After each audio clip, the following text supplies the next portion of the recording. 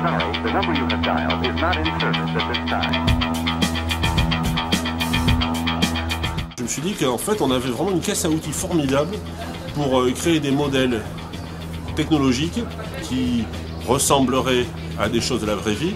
Cette pédagogie qui reprend le principe de la main à la pâte, où on en vient à toucher par soi-même, qu'au fur et à mesure des échecs de la réalisation du modèle, on réalise des phénomènes beaucoup plus profonds, des choses disons, qui sont vraiment très techniques.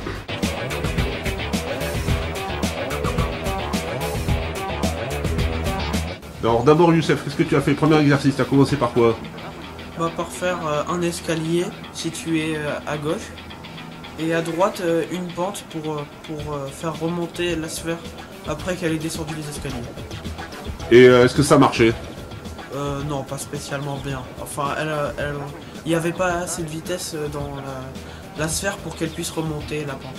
J'ai proposé de mettre une rampe à la place de l'escalier.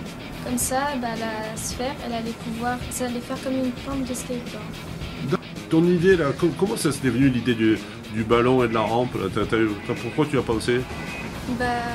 Parce qu'il y a, en fait, on est à côté d'une piste de skateboard.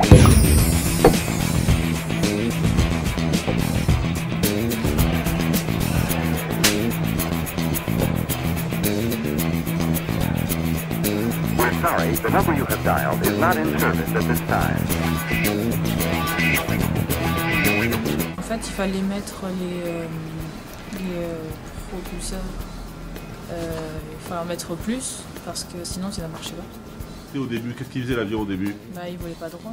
Il volait pas droit et il partait dans quelle direction? N'importe où.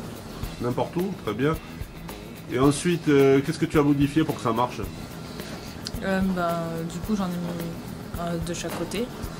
Et j'ai fait en sorte qu'il y en ait assez, enfin, je veux dire, que ça soit symétrique. D'accord. Et ensuite, qu'est-ce que tu as noté? L'avion, il volait comment? Il volait plus droit, c'était mieux.